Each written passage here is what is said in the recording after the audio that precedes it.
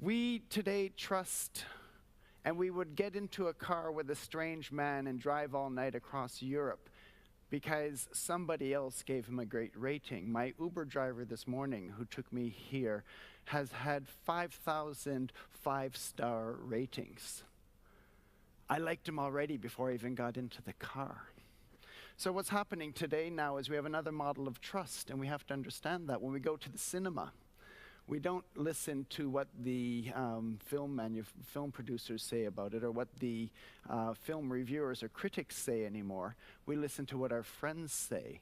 We will rent out our sofas to complete strangers according to the ratings we have. So everybody now is going around rating everyone else. When you got into your hotel, you checked the ratings to see what people like you were saying. So this is the blockchain in action. Now, I know some of you are perhaps mathematicians, and you know very well that the blockchain is, not exactly that, because there are people involved trying to sell you an app. But it's more or less the situation that everybody now, peers, are rating everyone else. That's why transparency is so important for us today. Because with transparency, we expect that every rating is true. Uber lost its right to operate in London because they did not declare 2 cases of sexual abuse in their cars. Automatic, not transparent, must stop. So when we were talking yesterday about the importance of transparency, we can see it's important because of the blockchain. But how does this work? How does this work? If we're no longer trusting the expert, we're no longer trusting the authority, we are now trusting people like us. People from our tribe, people who are able to say, I agree, this is safe, or I support this. This is something different, and I think we have to be aware that this is tied very much to the revolution that we have, the communication revolution we have today. We are no longer relying on the authorities. How does that work? Well, today we're more and more finding ourselves communicating not as part of society, but as part of our tribe. Once again, the algorithms of the blockchain have determined more or less where our tribe is. Stop and think for a moment of a simple search.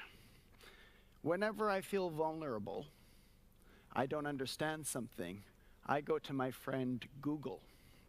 And I will go to Google and I will ask a question. The question might be something like, will vaccines give my child autism? Now, Google is not going to try to educate me. Okay, Google wants to be my friend. So Google is going to send me to a site that Google understands I want to go to. And that's based on all of the past searches that I've had. It's based on the types of people I associate with. It's based on that whole system that the algorithms of my last search histories will say, this is where David wants to go. Google's not going to say, don't be stupid. Don't vaccinate your children. No. If I'm vulnerable, that's why I'm searching on Google, because I don't understand something, so I need something I can trust. Google is going to send me where Google thinks, or the algorithms think, I'll find the answer I'm most happy with. By the way, has anyone here ever checked for a spelling word on Google? Yeah, so what happens? Does Google say, you're wrong? Or they'll say, did you mean this? It took me 10 minutes one time to realize I was misspelling a word, because Google didn't say, don't be stupid, David, learn how to spell the word.